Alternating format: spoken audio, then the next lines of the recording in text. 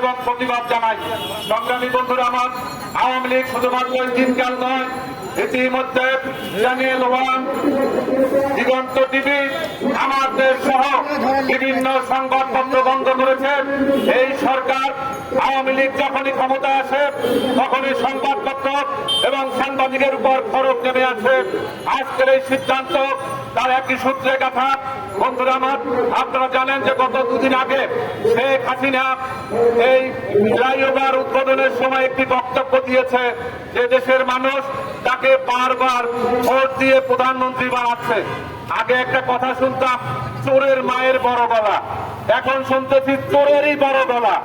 এই শেখ হাসিনার যদি লাভ লজ্জা থাকতো তাহলে আর এভাবে মাইকের সামনে, মিডিয়ার সামনে, টিভি চ্যানেলের সামনে তিনি কথা বলতো না। কেননা আমরা জানি শেখ হাসিনাকে বলতে চাই, আপনি যেভাবে হোক প্রধানমন্ত্রী আসছেন, আমরা বলতে চাই না দিনের বেলায় আপনি কিভাবে প্রধানমন্ত্রী হয়েছে।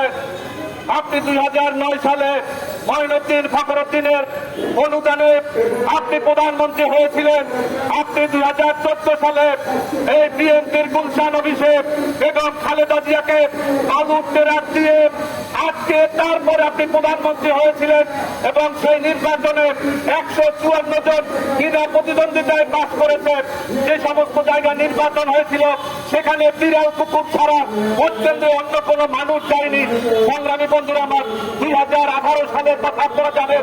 তারা জানত যে বেগম খালেদা জিয়া যদি এবার বাইরে থাকে তাহলে 2018 সালে নির্বাচন করা শেখ হাসিনার দ্বারা সম্ভব নয়।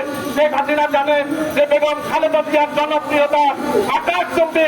বেগম খালেদা জিয়া যদি বাইরে থাকে তাহলে তার পক্ষে দাউদ খান হয়ে যাবে।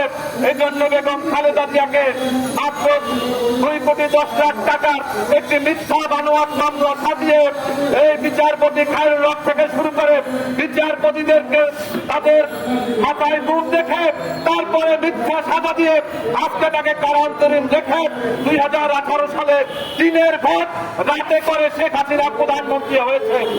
আপনি আজকে সেই চুরি করা প্রধানমন্ত্রী, আপনি ভোট চোরের প্রধানমন্ত্রী। আপনি মাইক পেলেই আপনি বলেন আপনাকে জনগণ, কোন জনগণ আপনাকে ভোট দিয়ে প্রধানমন্ত্রী বানিয়েছে? আপনাকে দেশের কোন জনগণের প্রধানমন্ত্রী না, আপনি হচ্ছেন ভোট চোর প্রধানমন্ত্রী। আপনি দিনের ভোট রাতে নিয়ে প্রধানমন্ত্রী হয়েছেন।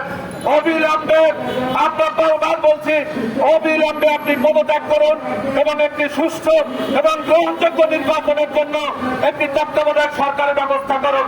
এই সংবিধানের দোহাই দিচ্ছেন, এই সংবিধান তো আপনি কাটাছেড়া করেছেন। আপনি তো সুরঞ্জিত সেনগুপ্তকে দিয়ে আপনার মন মতো করে তারপরে সংবিধান বানিয়েছেন।